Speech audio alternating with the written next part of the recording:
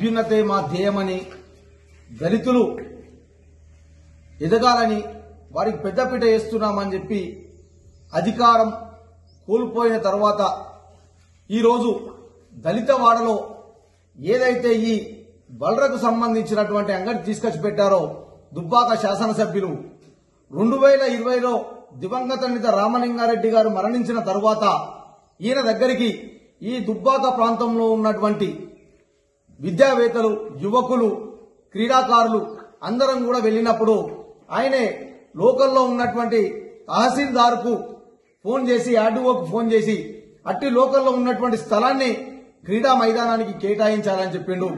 అప్పుడు జరిగిన విషయంలో ఇక్కడ లోకల్లో ఇంటిగ్రేటెడ్ హాస్టల్ ఉంది, మైనార్టీ హాస్టల్ ఉంది, డిగ్రీ కాలేజ్ ఉంది అని చెప్పేసి అక్కడ విద్యార్థులకు అనువుగా ఉంటది కాబట్టి, ఊరు మధ్యలో ఉంటారు కాబట్టి ఆట స్థలం కేటాయించాలి.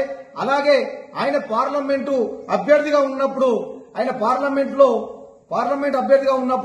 మెదకులో ₹1 కోటి పెట్టి ఒక గ్రౌండ్ నిర్మాణం చేసి ట్రాక్ వేసిన ఆ ట్రాక్ కూడా ఇక్కడ ఏపిస్తానని చెప్పిన వ్యక్తి మన దుబ్బాక శాసనసభ్యులు.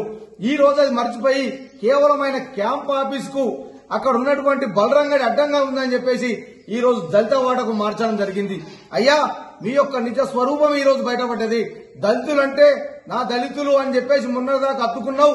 ఈ రోజు నువ్వు అధికారంలోకి శాసనసభ్యులుగా గెలవంగానే మా మెడల మీద కూర్చున్నావు, నీ బూట్లతో అనగదొక్కుతా ఉన్నావు.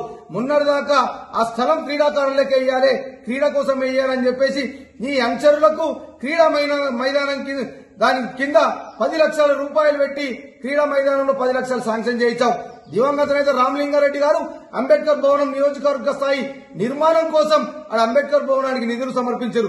ఈ రోజు మీరు బలరంగా ఎట్లా పెడతారు? మీరు కేవలం మున్సిపల్ అధికారులను బెదిరించి, ఈ రోజు కమిషనర్ బెదిరించి అంగడి తీసుకుపోయి అక్కడ పెట్టించారు. కేవలం నీకు అడ్డుగా ఉంది, నీ వెహికల్లకు అడ్డుగా ఉన్నాయని చెప్పేసి ఊరవతలు అంగడి తీసుకొచ్చి ఊర్లో పెట్టినాం. మా దళితులు కనిపిస్తలేరా? మా దళితవాడలో బతికే మేము దళితులం, మేము బయటికి రావద్దా, మేము ఎదగద్దా? ఊరిలో ఎక్కడైనా నువ్వు ఒక ఎమ్మెల్యే ఒక 100 ఎకరాల జాగా ఉన్నారు. మొన్న 100 ఎకరాల జాగాలో 10% మున్సిపాలిటీకి ఇచ్చారు.